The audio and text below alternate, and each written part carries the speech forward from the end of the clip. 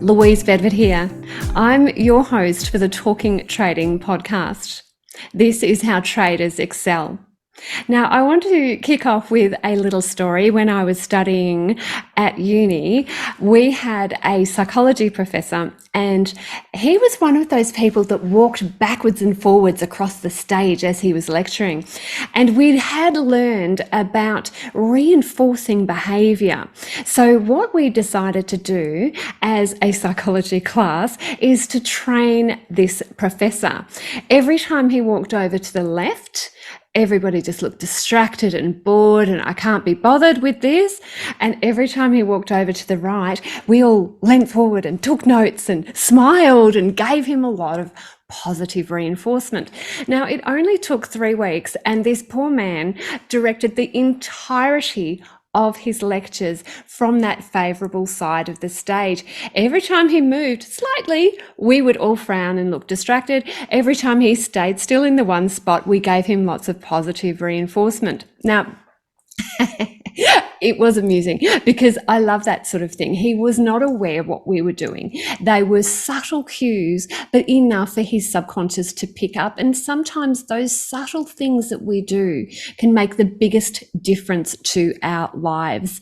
I have invited to the show my lovely friend, Rik Schnabel. Now, Rik Schnabel is going to talk about how to crack the time code to boost your trading results. So I will give a full introduction in a moment, but Rik, welcome to the show. Thank you very much, Louise. I love that very entertaining little opening that you did just then. Actually, do you realize that what you guys did is you taught your lecturer to stay in the future rather than in the past? The left part of the stage is typically known as the past, and the right part of the stage psychologically is typically known as the future. So you made him stay in the future. I love it. And when we eventually admitted to him what he had done, he kind of had that panicked look in his eye, like, what? They had one up on me. I don't understand. It was just priceless. Now, Rik, you are from the website lifebeyondlimits.com.au. You've been on the show lots of times. You and I have had many conversations over the past years. You are genuinely a friend of mine. You're also an international expert in Neurolinguistic Programming, NLP, and you focus on brain untraining. You're also the best-selling author of several books, including one that I happened to write a slight little passage about how much you mean to me in, and that is my personal favorite, 7 Beliefs That Will Change Your Life. I would love to chat with you about how we can avoid time vampires and make the most of our time as traders. So firstly, let's kick off with, why do you think it's important for us to control our time? Well, I mean, I guess time is the one asset that we all have, but it is the one asset that is truly a limited resource. Once your time is over, it is over. It is gone. You can never recreate it. You can never create that time again. And one of the things that happens quite often when you're working with people who are 70, 80, years old, a lot of the languaging and a lot of the memories that they recall are all the things that they didn't do, all the things that they wanted to do, all the things that they would have loved to have done. But, because of physical ability or mental ability or some sort of ability that has been lost, they can't access that anymore. So time is it is gold. It is gold. It gives us the opportunity to create whatever we want in our lives, yet so many people disrespect time. And it is one of those situations when you are involved in a passion, if you are loving what you're doing, it's almost that time seems to slip past, and when you're in the zone, time can just vanish. I think that's fascinating in terms of trading. I do find, especially with beginner traders, that they have a little bit of difficulty slipping into that zone because they're still thinking of all those individual chunks rather than being able to immerse themselves and relax into the process. What are your views about passion versus perception of time? Well, there was a really good author on this particular topic, a guy by the name of Mikhail Csikszentmihalyi. And by the way, when you go research him, the way it's spelt looks nothing like that. But he wrote a book called Flow, and Flow was about creating the optimum state, emotional state. And if we think about the effect that we have on time, it's very much about how we feel.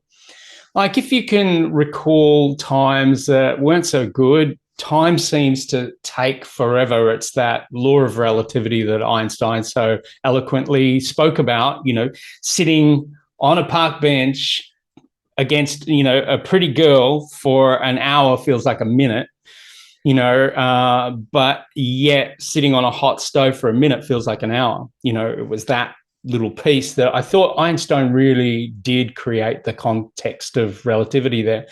So time when we are in flow, Mikhail Csikszentmihalyi spoke about this, that what you really want to be able to do is if you completely know what you're doing and you're completely conversant with what you're doing, what happens is time is not as valuable as if we're stretching ourselves just a little bit.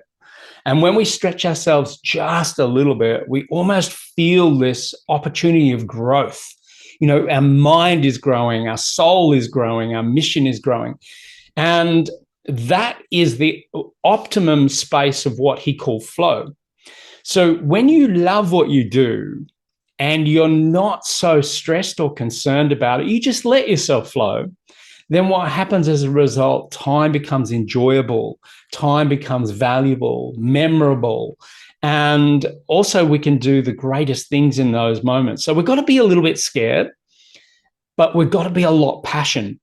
A lot of passion. That's really, really important. For example, the way that I frame this quite often in a course that I run, our speaker training, I say, look, the thing that's really important is call it a pea and a pumpkin. And when you have a pumpkin in your heart and that little pea of doubt or fear in your gut, that's a good balance. But if you have a pea in your heart and a pumpkin in your gut, then it's debilitating. People will stall, people will procrastinate, people won't move forward. So there's got to be a little bit of stretch and a lot of passion, I believe. I love that. I haven't heard that before, Rik. You constantly surprise me. The only thing is, though, I find that sometimes there are aspects of my life, and it depends on who you are as a person with what you like with trading and what you don't. But a lot of people struggle with the scanning and with the learning of the software and that heavy computer load. And I do have a technique. I'd love your thoughts on it. I think it's called the Pomodoro technique, where what you do is if there's something distasteful in your view, because it's all perception, that you're wanting to work on or that you have to work on, what you do is you can set a timer and you can say after 20 minutes, I'm going to go for a walk and get a cup of tea. After 20 minutes of focused exercise, I'm going to give myself this mini reward. How do you think that works for traders? I think it's a fantastic way to train yourself. In the context of everything that we do, a lot of us believe our thoughts are so way up there, so important, so critical. But the truth is, it's really our state. Our state is actually more critical than our thoughts. It's a little bit along the lines of, it's very difficult to have sad thoughts when you're happy and very difficult to have happy thoughts when you're sad. So the most important thing that we need to be doing is conditioning our state, a little bit like what you did to your psych lecturer. What you've got to do is you've got to condition yourself to be in the optimum state, even at things that you think are not so great. But of course, that opens another Pandora's box, which is the context of beliefs as well. And I hear this a lot too. I hear a lot of people saying, I'm not tech savvy. I'm not good at that. But the most important words that we utter usually follow I am.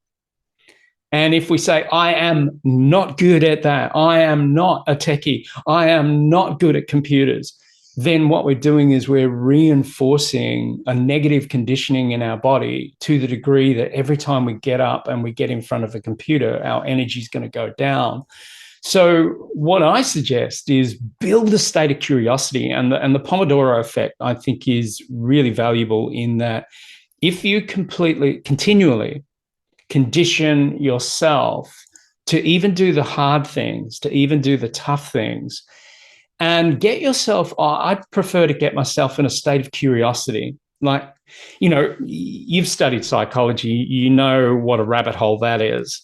And I found when I was going through the study of neurolinguistics and the brain, and I sat there in class thinking to myself, oh my God, how am I going to remember half of this stuff?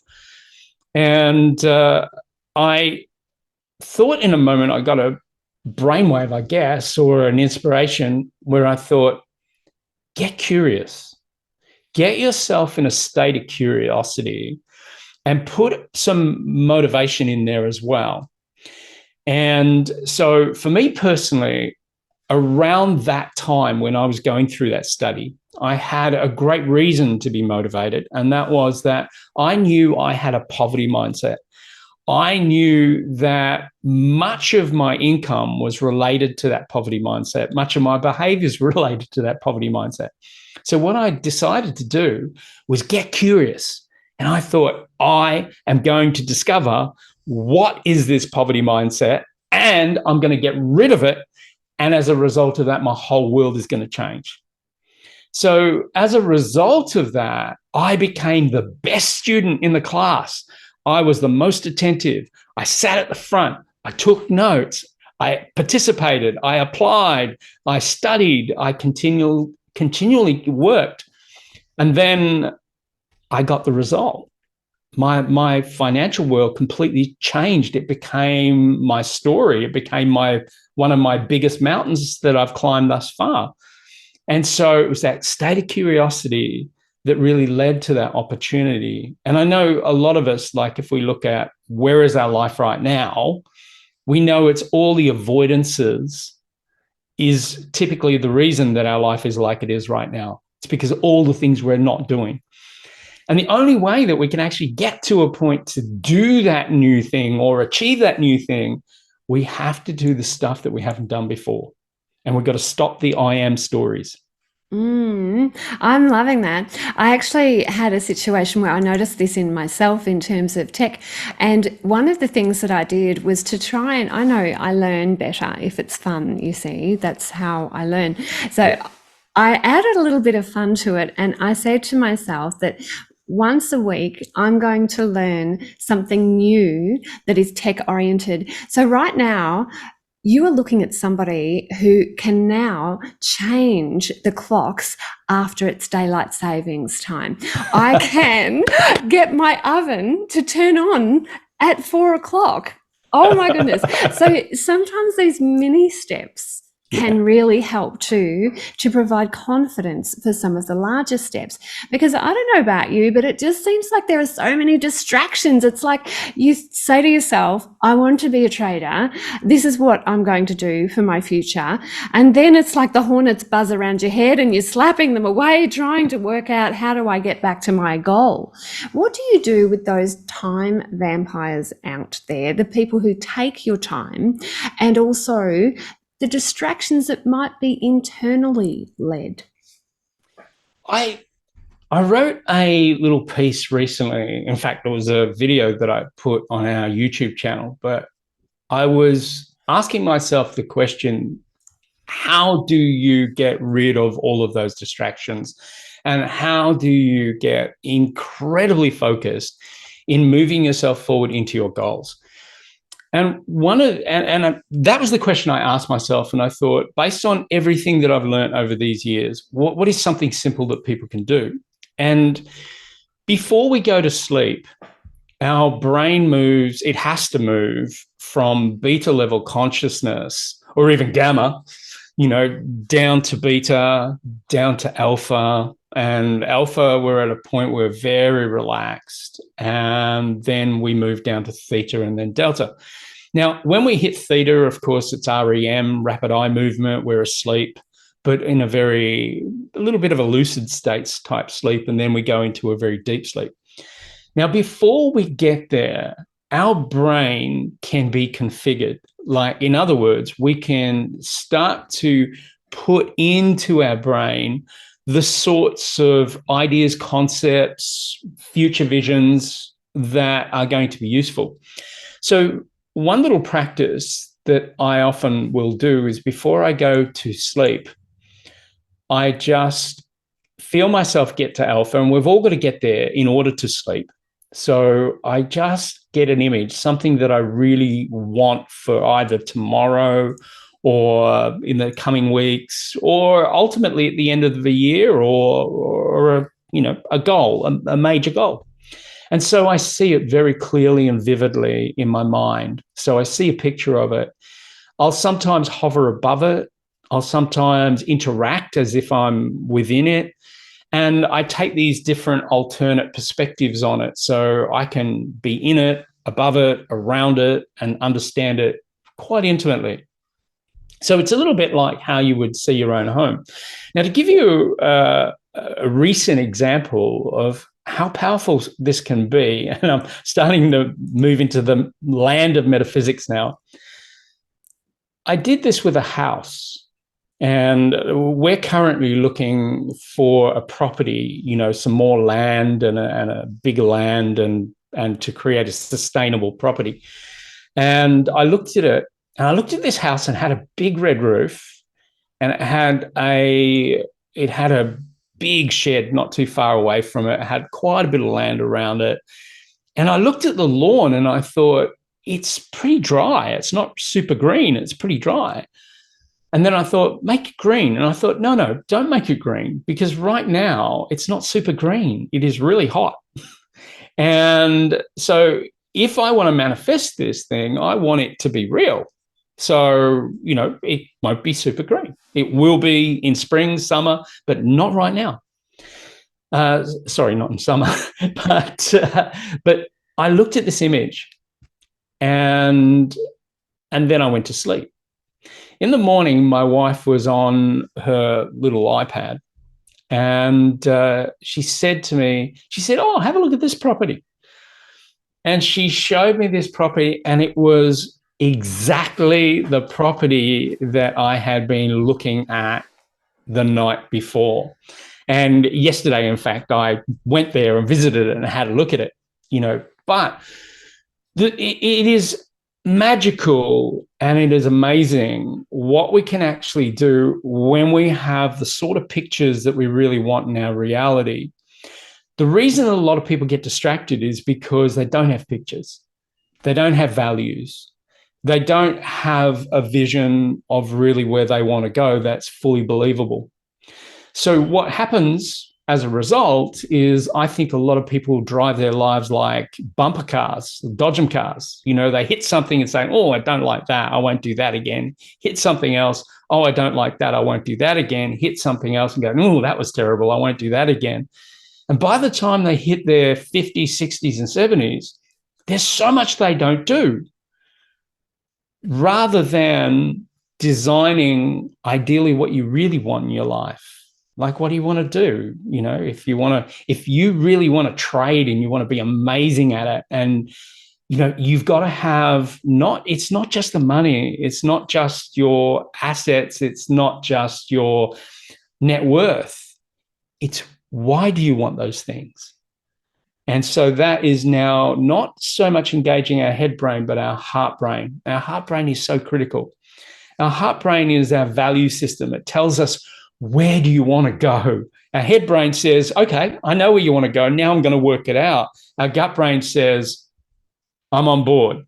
Or, I am so scared, I'm not moving forward. I'm not letting you guys, stop me from eating.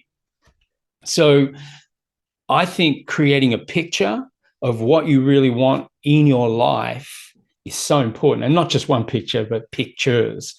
If you want a happy family, see that happy family. If you want that house, see that house. If you want that car, that lifestyle, that job, that career, that business, that book, whatever it is, you've got to have pictures first. There's so much in what you said. Firstly, I love that you're talking about that hypnagogic state, that very relaxed state to implant positive directed thoughts just before we get to sleep. There is something that I do, which I find embarrassing to admit, but I have an afternoon sleep most days. You have a nana nap. I do, and I love it. I love it so much. And what I do with that sleep, and sometimes it's only 20 minutes, but I will insert into my mind, I need this fixed, or I have this problem, or give me other solutions for this just before I go to sleep. And I say to myself, by the time I wake up, I will have fixed that issue. And 9 times out of 10, it works. I actually watched a documentary on Ennio Morales. Now, I've probably just ruined that poor man's name because it's said with a beautiful Italian accent, but he was the composer behind the spaghetti Western songs. So that, those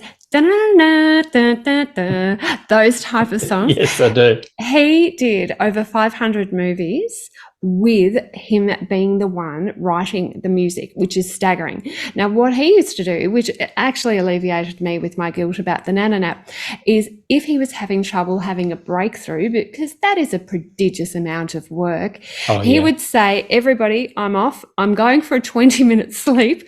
Do not interrupt me. And nobody interrupted him, because by the end, he would just be writing this massive symphony when he woke up, because he used that same state. I think the difficulty is that confusion can creep in. We think that we know what we want. We think we have clarity, but then we get quite confused about the processes that we need to undertake to be able to get to the goal. What can you say about being able to fight off confusion? Well, I think the first thing that happens when confusion begins to reign is because the image or the vision or the idea that you have about your future isn't clear enough. I think when your actual vision is clear enough, when you see the end result, it's a little bit like when your why is big enough, the how shows up. And, I remember talking to a guy who came up to me after a lecture I was doing at a school. And he said to me, I'm having big, big challenges right now, and I don't know what to do. And I said, where are the challenges? And he said, it's in my commerce, I'm doing commerce, and I'm having huge challenges. And I said, okay, let me ask you one question. And I don't want to hear the answer from your head. I want to hear the answer from your heart. Do you care about it? Do you care about commerce? And he said, I hate it. He said, it's boring. I don't like it at all. And I said, there's your answer. I said, when people are passionate, they will research deep. You don't have to tell them to research deep. They just will. You don't have to give them home play. They just will. You just simply allow their passion to take them deep. And passion creates genius, I believe. And what I said to him is, I said, so why are you doing commerce? And he said, good question. And I said, maybe it's time to stop doing it, stop doing it altogether and defer to something else. And he said, yeah, that's what I'm going to do. But before that, the reason I said that is I heard a lot of, in his languaging, a lot of I must, I have to, I should. And the moment we hear I must, I have to, I should, it's someone else's value system that we're working off. And it's not our own life. And that's where things start getting very messy, because our vision isn't clear. We're not doing it for our own hearts. We're not doing it for ourselves. And as a result of that, procrastination becomes an acceptable pattern. because, you've no doubt you've heard the stories many, many times over. When someone gets to a hard task, they start mopping the floor. Yeah, that's the only way my house ever gets cleaned.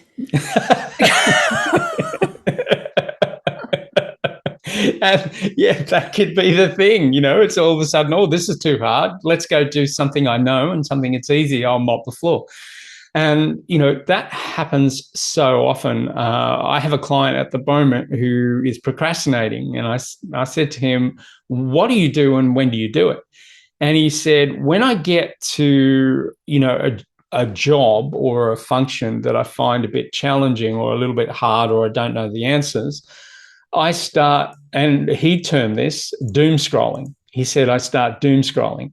And I said, well, what does that mean? He said, I get on social media and just, flick on my phone and doom scroll. And I said, how long do you usually do that? And he said, well, I kind of wake up to it after about 20 minutes, sometimes an hour, sometimes even 2. And I said, so an hour has disappeared or 2. And I said, so in your productivity, how many hours do you think you're productive in a day? And he said, an hour and a half, maybe 2. And I said, what, out of 6, 7, 8, 9, 10? He said, out of about a 10-hour day, about 2 hours if I'm good. So I said, where most people are productive and working 8 hours a day, you're wasting about 8 hours a day. And he said, yeah. I said, well, tell me, what benefit do you get from the doom scrolling? What do you get from it? And he said, I get downtime. And I said, but is it the sort of downtime that you love, or is it just downtime? I said, what sort of downtime would you prefer? And he said, I'd prefer downtime with my wife. I'd prefer downtime with my family. And I said, so you are robbing your family of all of this time with you by doom scrolling. And that was kind of like a big shift in his mind. He went, you're right. You're right. So I think one of the key ingredients is we've got to be awake. We've got to be awake to who we truly are and what we truly want in our lives. We've got to be awake to that. But if you think about it, how often or how little time do people actually spend just stopping and just saying, what do I really want from my life? That is a hard question to answer. And it's not an immediate answer quite often. But personally, I love to spend some time in my week where I'm asking that question. What do I really, really, really want from my life? And sometimes the answer is not what you're doing right now. Because sometimes our busy work is not our life's work. Yeah, absolutely. And there's a model that we teach in one of our programs, which is how to actually define real value in your life. And the model begins with environment. And so that's the base level. And most people, when they connect, they talk about environment. They say things like, how are you going here? So what do you do here? And now that's the next level. So environment's first level, behaviors is the next level. So what do you do here? And that's a deeper level question. And then if we go to the next level, which is capabilities, what can you do is kind of like the third level of conversations. It's a much deeper level conversation. But beyond capabilities is a very deep level of conversation. What do you believe in? What do you value? So, in this environment, what are your behaviors? And those behaviors give you your capabilities. But the real governor is what you believe and value determines all the behavior. So when you start talking to someone, say, what do you believe in? What do you really value? What do you really want from life? Now, that's starting to move to the next level, which is identity. When we get to that point, we say, this is who I am. This is who I am because this is what I believe in. This is what I value. This is what I do. And this is where I do it. And these are the capabilities and so forth. But when we go even higher from identity, we start moving into the areas of faith, and we start moving into the areas of purpose. So, wow, now that's at a very high level. What is your purpose? What do you really believe in? What is your faith? What is your spirituality? And now you are at the highest level of conversation. And a lot of people don't like going too high in that level of conversation because it's not a space of knowledge. It's a space of knowing. It's a space of being. And it's completely different. So when you go at that highest level and you know who you are, you know what you do, you know your capabilities, you know your skills, you know all those things, you know your beliefs, you know your values, and now you're at a point where you absolutely know your identity and you know your purpose. There is no procrastination. There is no shiny objects. There are no distractions. You are 100%, and you are going to achieve whatever you put your beliefs, your values, your destiny, your purpose, your spirituality, and everything to. Oh, Rik, you've got me so fired up. I love chatting with you. Where can people find out more about you and stay in touch? lifebeyondlimits.com.au. What will they find there? What will they find there? They'll find some free courses. They'll find lots of resources. They'll find many of my books. They will find out why we do what we do and why we love what we do. Rik, you're a beautiful man. I have so enjoyed our friendship over the years. I'm definitely going to get you back on the show. Any parting words of advice? I think really find your purpose and all your answers will be answered. Beautiful. It has just been wonderful. And to see the video of this, if you are listening to the audio on talkingtrading.com.au, come to our YouTube channel, which is youtube.com/tradinggame. And you'll be able to see me and Rik in living color. Wow, I'm really enjoying that peacock hat you have on, Rik. It's a really interesting choice. Everybody needs to see that, don't they? Well done on tuning in for today's show. I just love preparing these resources for you. Not only do they fire me up, I can feel my brain rewiring as I have these high-level conversations. Rik, you've been an absolute pleasure. Thank you, Louise. It's always a pleasure to connect up with you.